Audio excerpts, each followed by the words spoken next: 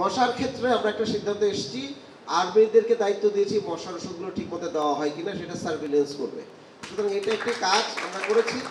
সুতরাং আপনারা যদি কোনো অনিয়ম হয় আপনারা ফোনে বললে আমরা সুতরাং তাদেরকেও বলতে পারি তোমরা কীভাবে কাজ করছো, এবং সংশ্লিষ্ট যাকেই আমরা ময়লা কালেকশনের জন্য দায়িত্ব দিব, আমরা এরকম 3-4টা অভিযোগ পাইলে আমরা ক্যান্সেল করে দেবো। কিন্তু শুধু ক্যান্সেল না, পুলিশ দিয়ে ধরাই দেবো যেখানে আমাদের ঢুকতে পারবে না। ক্রিকেট করে আপনাদেরকে দিতে রাজি আছি, কারণ এটা তো অনেক সময় ইচ্ছারও ব্যাপার, উইলিংনেসের ব্যাপার আছে, ট্রেনিংয়ের ব্যাপার আছে।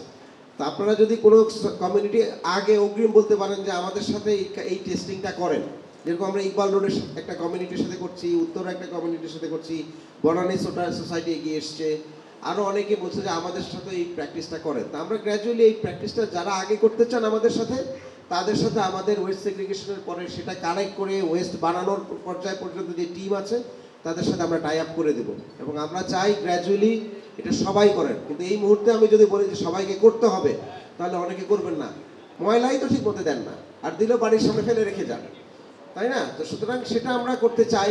ময়লা নিয়ে যে ব্যবসাটা আছে এটা আরেকটি বড় সমস্যা, সেটা একটা রাজনৈতিক, এখানে একটা বড় পলিটিক্যাল ইকোনমি আছে। আমি একটা টেস্ট কেস দিয়ে দেখেছি কি পরিমাণ রিপারকেশন হয়। এই টেস্ট কেসের কারণে আমার নামে প্রচুর ধরনের অভিযোগ এসেছে, আমি নাকি লক্ষ লক্ষ টাকা খেয়ে, এটা ব্যবসায় লাখ টাকা নাই, আমি নাকি লাখ টাকা খাই বলছি। সুতরাং এই ধরনের কথাবার্তা যারা পায় নাই তারা বলা শুরু করে, যারা পেয়েছে তারা বলে, কারণ এই সমাজের মধ্যে মিথ্যাচার অনেক বেশি। একটা ভালো ইনিশিয়েটিভ নিতে যাবেন, আলোচনার চেয়ে সমালোচনাটা অনেক বেশি আছে, কিন্তু আমি এটা নিয়ে কোনো কেয়ার করি না, কারণ আমার রিজিক আমার কাছে, আমার রিজিক হালালকে হারাম সেটা আমি, আমার বাচ্চা এবং আমার ওয়াইফরা ভালো করে বুঝি, এবং আমার আত্মীয় স্বজনরা ভালো করে জানেন যে কী পরিমাণ হালালের উপর আমি আছি।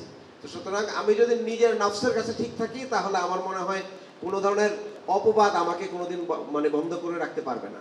তো সুতরাং আমি কিছু ড্রাস্টিক সিদ্ধান্ত ভবিষ্যতে নিব, সেখানে আমার কাছের লোকজন বিরক্ত হবেন, মাইন্ড করবেন, আমার আত্মীয় স্বজন অনেকে মাইন্ড করতেছেন আমি নাকি তাদেরকে টেন্ডারের জন্য হেল্প করি না, ফোন ধরি না। তো সুতরাং এগুলো চলবে, এটা চলমান প্রক্রিয়া। কিন্তু ওয়েস্টের ক্ষেত্রে আমরা গ্র্যাজুয়ালি কিছু ড্রামাটিক সিদ্ধান্তে যাব। মশার ক্ষেত্রে আমরা একটা সিদ্ধান্ত এসেছি, আর্মিদেরকে দায়িত্ব দিয়েছি মশার ওষুধগুলো ঠিকমতো দেওয়া হয় কিনা সেটা সার্ভিলেন্স করবে। সুতরাং এটা একটি কাজ আমরা করেছি। সুতরাং আপনারা যদি কোনো অনিয়ম হয় আপনারা ফোনে বললে আমরা সুতরাং তাদেরকেও বলতে পারি তোমরা কীভাবে কাজ করছো। তো সুতরাং তারা একটা রেপুটেড ফোর্স, তারা একটা দেখবেন। ওয়েস্টের ক্ষেত্রে কালেকশনটা এখন নেভি করে, কিন্তু কমিউনিটি লেভেলের কালেকশনটা এখনও কমিউনিটি বেজ আছে, সেটাকেও আমরা আস্তে আস্তে আস্তে আস্তে গ্র্যাজুয়ালি একটা পর্যায়ে যাব। যে পরিমাণ অভিযোগ এসছে যে আমার ময়লা কালেকশন করা হয় না, এই অভিযোগগুলো যখন সবার ঢাকা আপনারা দেওয়া শুরু করবেন, এবং সংশ্লিষ্ট যাকেই আমরা ময়লা কালেকশনের জন্য দায়িত্ব দিব, আমরা এরকম 3-4টা অভিযোগ পাইলে আমরা ক্যান্সেল করে দেবো। কিন্তু শুধু ক্যান্সেল না, পুলিশ দিয়ে ধরাই দেবো যেখানে আমাদের ঢুকতে পারবে না।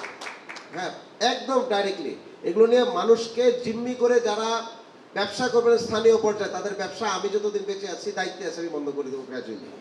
তো সুতরাং লাইটিংটার ব্যাপারে আলোচনা করা হয়েছে। কাঁচা রাস্তা যে 3টির কথা আপনারা বলেছেন সেগুলো আমরা দেখব। কোথায় পরিচ্ছন্ন কর্মী নেই, আমি সারপ্রাইজ হয়েছি, কারণ আমি জানি যে আমাদের প্রচুর পরিচ্ছন্ন কর্মী আছে, এবং এটা আমি লিখে নিয়ে গেলাম আমি আমাদের চিফ ওয়েস্ট অফিসারের সাথে, এবং এখানে আলোচনা করব এটা কেন হয় নাই।